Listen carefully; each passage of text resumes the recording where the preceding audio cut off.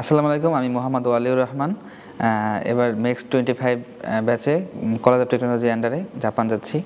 আমি বর্তমানে বাংলাদেশ টেক্সটাইল বিশ্ববিদ্যালয়ে বুটেক্সে পড়াশোনা করতেছি।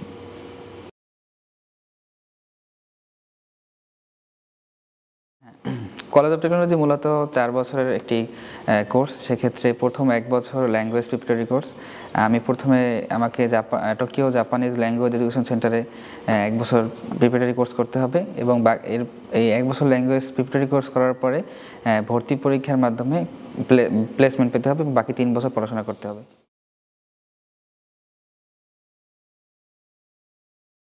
আমার মেজর আইটি, এর মধ্যে সাব মেজর হচ্ছে সফটওয়্যার ইঞ্জিনিয়ারিং।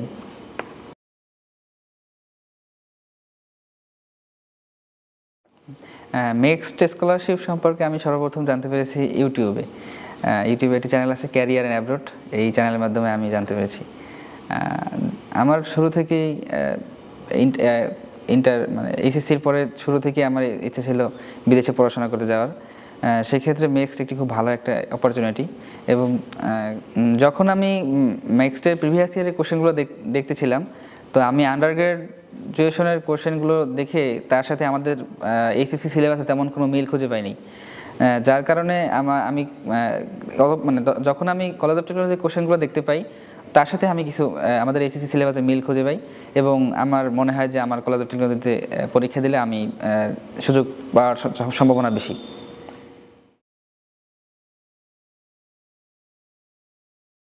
নেক্সট স্কলারশিপের প্রসেসটা অনেক লেন্দি একটি প্রসেস। শুরুতে আমাকে মন্ত্রণালয়ের মাধ্যমে আবেদন করতে হয় এবং এরপরে মন্ত্রণালয় থেকে 10 থেকে 15 জনকে নমিনেশন করা হয়। তাদের নাম জাপান এম্বাসিতে পাঠানো হয়। সেখান থেকে আমাদের সাথে যোগাযোগ করে এবং পরবর্তীতে রিটেন পরীক্ষার মাধ্যমে সিলেকশন হয় এবং একটি ইন্টারভিউ দিতে হয়। অতঃপর ইন্টারভিউ রেজাল্ট জাপানে নেক্সটে পাঠানো হয় এবং নেক্সট থেকে ফাইনাল সিলেকশন দেওয়া হয়। নেক্সটে প্রিপারেশন মূলত আমি 2 থেকে 2.5 মাস সময় পেয়েছি। আমি মূলত যখন মিনিস্ট্রি থেকে আমাকে নমিনেশন দেওয়া হয় এবং এম্বাসি থেকে আমাকে কল করা হয়, তখন থেকেই মূলত আমি প্রিপারেশন শুরু করেছি। নেক্সট প্রিপারেশন এই কলেজ অফ টেকনোলজির জন্য মূলত প্রিপারেশন বলতে আমাদের এইচএসসি সিলেবাসই বেশিরভাগ কভার করে, কিন্তু কিছু কিছু টপিক যেগুলো আমাদের সিলেবাসে নেই সেগুলো আমাদেরকে পড়তে হবে এবং এইটা জানার জন্য হচ্ছে আমাদের প্রিভিয়াস ইয়ারের কলেজ অফ টেকনোলজির কোশ্চেনগুলো দেখতে হবে।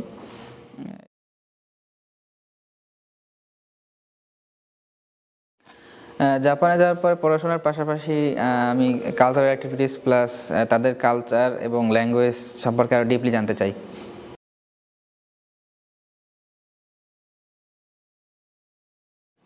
আমার মূলত ইচ্ছা হচ্ছে আমি সফটওয়্যার ইঞ্জিনিয়ার হব এবং সেখান থেকে একটি ভালো রেজাল্ট নিয়ে আমি দেশে ফিরে এসে আমি নিজের উদ্যোক্তা হওয়ার ইচ্ছা আছে।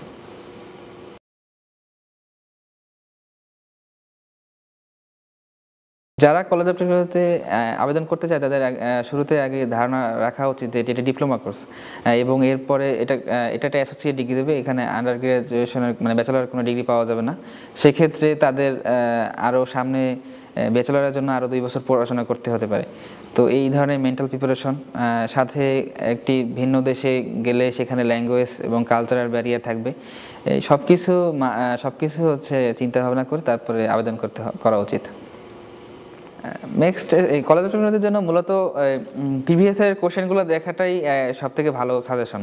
এটা দেখলে এখান থেকে যে ইন্টারের সাথে এইচএসসির সাথে যা মিলবে তা তো পড়বই, সাথে যেই টপিকগুলো এইচএসসিতে থাকবে না, যে এইচএসসিতে আমরা শিখি নাই, সেই টপিকগুলো আমরা বাইরে থেকে পড়ে নেব, ইউটিউব থেকে বা যেখান থেকে সুবিধা হয়।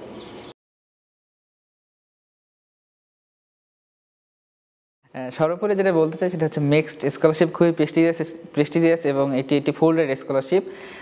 এর বিমান টিকিট থেকে শুরু করে যাবতীয় সকল খরচ জাপান সরকার কর্তৃক ব্যয় করা হবে। সুতরাং এখানে আমাদের খুবই ভালো একটি অপরচুনিটি আছে এবং দেখা যায় যে হচ্ছে আমাদের পার্শ্ববর্তী দেশ ইন্ডিয়া থেকে কলেজ অফ টেকনোলজিতে এবছর 6 জন যাচ্ছে, কিন্তু বাংলাদেশ থেকে আমি একাই। কিন্তু আমাদের উচিত আরও এই প্রোগ্রাম সম্পর্কে সবাইকে জানানো এবং ট্রাই করা যাতে করে আমাদের দেশ থেকেও আরও বেশি বেশি মানুষ যেতে পারে। Thank you.